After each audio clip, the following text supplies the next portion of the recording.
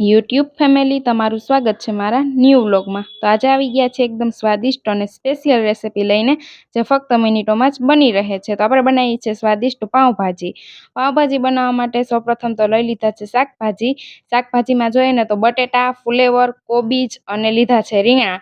4 જાતના શાકભાજીનો અહીંયા ઉપયોગ કર્યો છે, જેનાથી જ બેસ્ટ બને છે પાઉંભાજી।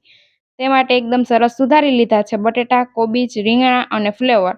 પાણીમાં આપણે પલાળી દીધા છે એકદમ સરસ સુધારીને। હવે છે ને તેને બાફવા માટે મૂકી દઈશું। 4 જાતના શાકભાજીથી તમારી પાઉંભાજી એકદમ બેસ્ટ બનશે। હવે કુકરમાં બધું જ શાકભાજી આપણે એડ કરી દીધું છે અને કુકરની 2 થી 3 કરી લેશું સીટી, કંઈ નાખ્યા જ વગર। પાણી છે ને આપણું શાકભાજી ડૂબે એટલું નાખ્યું છે અહીંયા। હવે લઈ લીધા છે વટાણા। વટાણાને પણ અલગથી બાફી લેશું। તો અહીંયા વટાણાને પણ બાફવા મૂકી દીધા છે તપેલીમાં અલગ। તો અહીંયા આપણી 3 થી 4 સીટીમાં શાકભાજી બફાઈને એકદમ મસ્ત રેડી થઈ ગયું હતું અને વટાણા પણ બફાઈ ગયા હતા। તો હવે આ શાકભાજીનું પાણી આપણે અલગ કરી લેશું।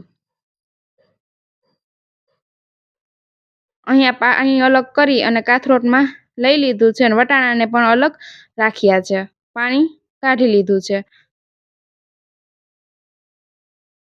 અહીંયા પાઉંભાજી ક્રશ કરવાનું આવે છે, એનાથી આપણે ક્રશ કરી નાખ્યો છે। બધો મસાલો એકદમ સરસ મિક્સ થઈ ગયો છે। તો અહીંયા બધું શાકભાજી ક્રશ થઈ ગયા બાદ કરી નાખશું હવે વઘાર।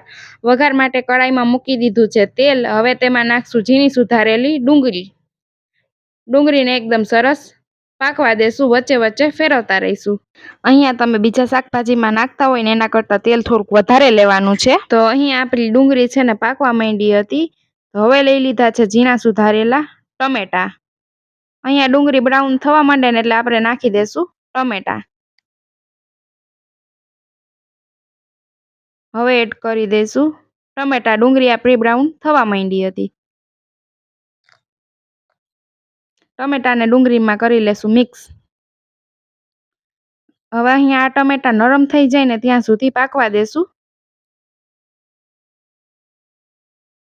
અહીંયા ટમેટા નરમ થવા માંડ્યા હતા, પણ તેમાંનું પાણી છે ને ટમેટાનું એ બળી જાય ને ત્યાં સુધી પાકવા દેવાનું છે ને તેલ આપણું છૂટું પડવા માંડ્યું હતું। ત્યારબાદ લીધી છે લસણ આદુની પેસ્ટ। ત્યારબાદ તીખાસ માટે નાખ્યું છે લાલ મરચું પાવડર। જેટલું તીખું કરવું હોય તમારે એ પ્રમાણે નાખી શકો છો। ત્યારબાદ લીધું છે કાશ્મીરી લાલ મરચું પાવડર। તો અહીંયા બંને મરચું પાવડર એડ કરી દીધું છે અને કરી લેશું એકદમ સરસ મિક્સ। હવે આપણી લસણ આદુની પેસ્ટ અને બંને લાલ મરચું પાવડર મિક્સ થઈ જાય અને પાકી જાય ને એટલી જ વાર આપણે પાકવા દેવાનું છે। એકદમ સરળતાથી જ આ રીતે બની જાય છે પાઉંભાજી। આ રીતે બનાવશો ને તો એકદમ ટેસ્ટી બનશે તમારે। તો અહીંયા બધો જ મસાલો આપણો એકદમ સરસ પાકી ગયો હતો। ત્યારબાદ લીધું છે આપણું ક્રશ કરેલું શાકભાજી। તો અહીંયા આપણું ક્રશ કરેલું શાકભાજી એડ કરી દીધું છે અને કરી લેશું એકદમ સરસ મિક્સ।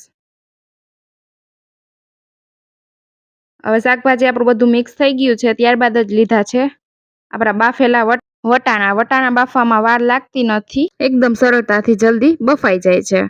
તો અહીંયા બધું શાકભાજી અને વટાણા મિક્સ કર્યા બાદ લીધો છે આપણે પાઉંભાજી મસાલા। પાઉંભાજી મસાલા તમારે પાઉંભાજી જેટલી બનાવી હોય એ પ્રમાણે એડ કરી શકો છો અને કરી લેશું એકદમ સરસ મિક્સ। હવે પાઉંભાજી મસાલામાં નમક આપણે આપેલું હોય છે એટલે સ્વાદ અનુસાર નમક ઉપરથી એડ કરી દઈશું। ત્યારબાદ લેશું લીંબુ। તો અહીંયા મેં લીંબુનો અડધો ફાડો એડ કરી દીધો છે। હવે કરી લેશું એકદમ સરસ મિક્સ। હવે આ શાકભાજીનું તેલ છૂટું પડી જાય ને પાઉંભાજી આપણી પરફેક્ટ બનીને રેડી થઈ ગઈ છે। હવે આમાંનું તેલ છૂટું પડવા માંડે ને ત્યાં સુધી આપણે એટલી વાર પાકવા દેવાની છે।